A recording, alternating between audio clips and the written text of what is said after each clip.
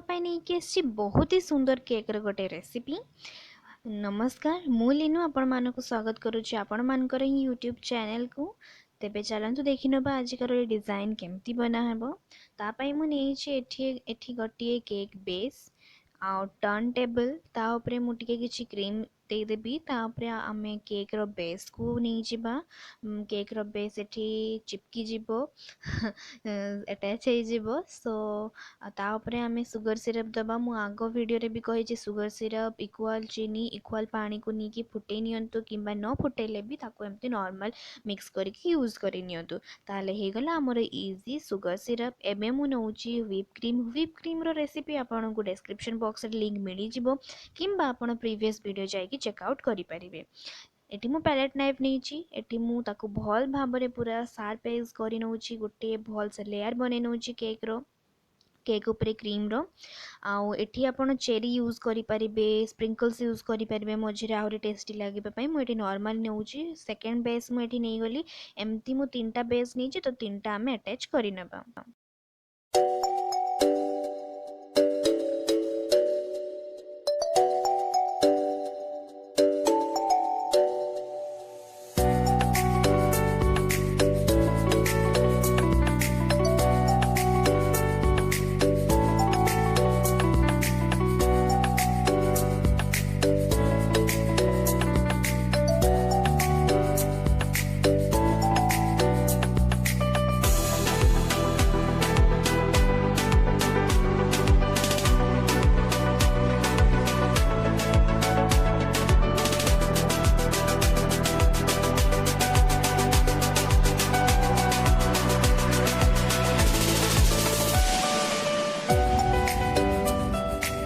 एठी एबे आमे क्रम कट करिबा। क्रम कट एथि पई करा जाय जेतकी केक रो क्रम्स बाहरी थिबो सेगुडा सब सेट हे जिवो ताहा द्वारा हमर जो आमे कट करिबा सेठी आउ आसीबनी।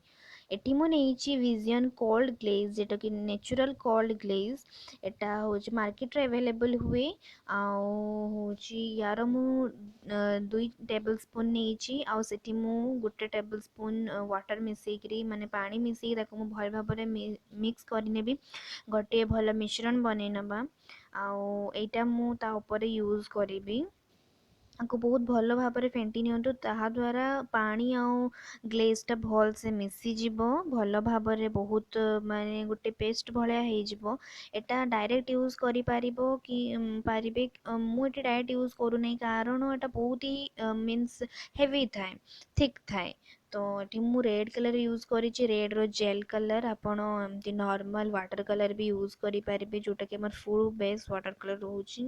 एटा मु अबे फ्रिज रु 15 मिनट पर बाहर ही आनी ता ऊपर मु आ गोटे लेयर दे देबी। एटा देखंतु जदि मैं क्रम कोट न करि थांते ताहाले ए लेयरटा में देला बेले डायरेक्ट सबु क्रम्स हमरो ए क्रीम रे आसी जे थांता ताहाले क्रीम टारो भलो से आसी न थांता टेक्सचर।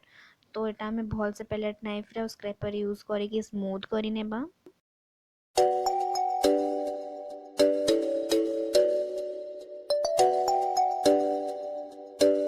एठी मु किछि फन फेटी रो स्प्रिंकल्स यूज करूची आउ एटार लिंक मु डिस्क्रिप्शन बॉक्स रे दे देबी।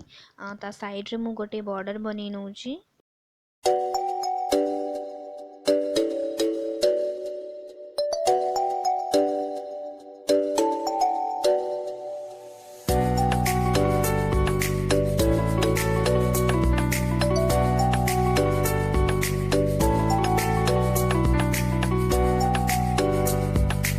एटा एबे रेडी हे गला बॉर्डरटा आउ एबे मु एठी जो ग्लेजटा में आगरु बनै थिले सेटा मु एबे ता ऊपर साइड रे ड्रिप सिस्टम ड्रिप वाइज पके दोची आउ ता ऊपर भी मु कवर करि नेबी। एटा ऊपर पूरा ढाई साल परे मु साइड रे जहा पड़ी थिला सब सफा करि नेली आउ याको पैलेट नाइफ रे भल भाबरे गोटे लेयर मु बनै नेबी।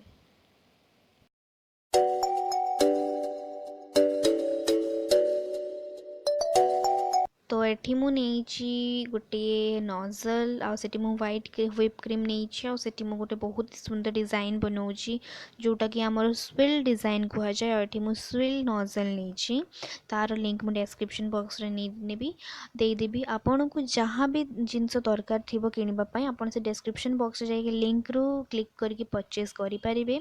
एठी मु आउ थरे फनफेटी रो स्प्रिंकल्स सेठी दउची ता ऊपर दे चलची मु बहुत ही बढ़िया देखा जाउची। एटा एते टेस्टी थिला कहिबार भी नहीं, बहुत ही यमी आ देखिबा पई भी बहुत सुंदर।